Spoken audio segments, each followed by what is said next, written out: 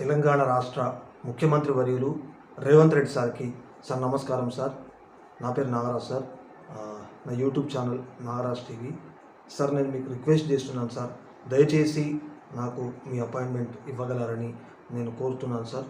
నేను మిమ్మల్ని కలవడానికి కూడా నేను నా మిత్రుడు తెలంగాణ సెక్రటేరియట్ కూడా రావడం జరిగింది.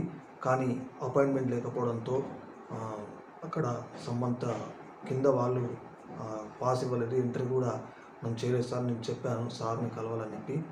అంటే మిమ్మల్ని కలవాలనుకోవడం, డైరెక్ట్గా కలవాలనుకోవడం అపాయింట్మెంట్ లేకుండా అది చాలా కష్టం సార్. అయినా కూడా నేను ఒక ఆశతో వచ్చాను. ఎందుకంటే ముఖ్య ఉద్దేశం నా జాబ్ గురించి మాట్లాడడానికి సార్.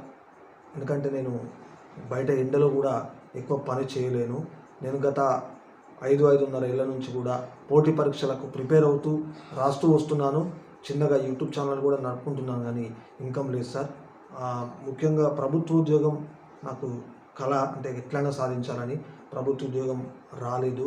మరి ఈ మధ్యన వచ్చినటువంటి గ్రూప్ 3, గ్రూప్ 4 నోటిఫికేషన్లకు కూడా అప్లై చేశాం, కానీ గ్రూప్ 4 రిజల్ట్ కూడా ఇంకా రాలేదు, మెరిట్ లిస్ట్ ఏం రాలేదు. కాబట్టి సమయానికి కొంత రాకపోవడంతో ఇబ్బంది పడుతున్నాం సార్. ప్రైవేట్లో కూడా చాలా ట్రై చేశాను నేను.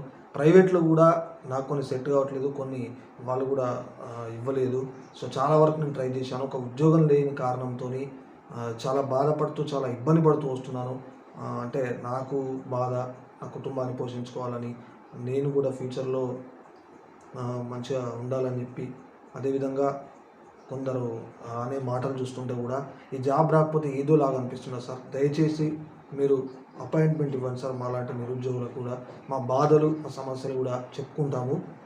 తప్పకుండా మరి ఈ ప్రభుత్వంలోనైనా ఉద్యోగం వస్తుందని ఒక ఆశతో ఉన్నాను. నాకు తగినట్టుగా ఏదైనా మీరు ఉద్యోగం కల్పించాలని చెప్పేసి రిక్వెస్ట్ చేస్తున్నాను సార్.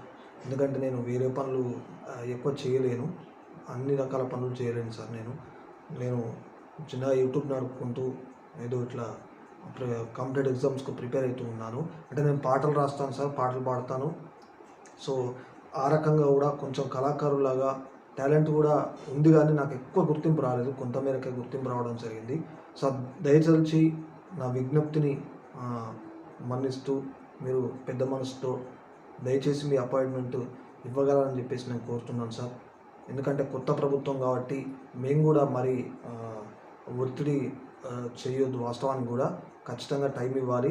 మరి మీరు స్పందిస్తున్నారు ఉద్యోగాల గురించి కూడా. తప్పకుండా ఏడాదిలోపు 2 లక్షల ఉద్యోగాలు భర్తీ చేస్తామని చెప్పి కూడా, అదేవిధంగా యూపీఎస్సీ చైర్మన్ గారితో కూడా భేటీ అయినట్టుగా కూడా ఆల్రెడీ పేపర్లలో వాటిలో చూసినాం సార్. తప్పకుండా మీరు నిరుద్యోగుల గురించి ఆలోచించండి సార్.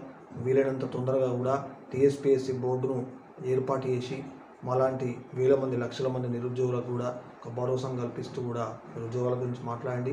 పారదర్శకంగా, నిజాయితీగా ఉద్యోగాలు కూడా భర్తీ చేయాలని చెప్పేసి నేను మరొకసారి మిమ్మల్ని రిక్వెస్ట్ చేస్తున్నాను సార్.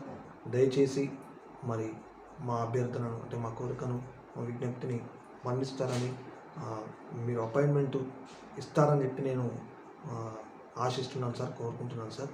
సో ఇది సార్ నేను చెప్పాలనుకునేటువంటి విషయం.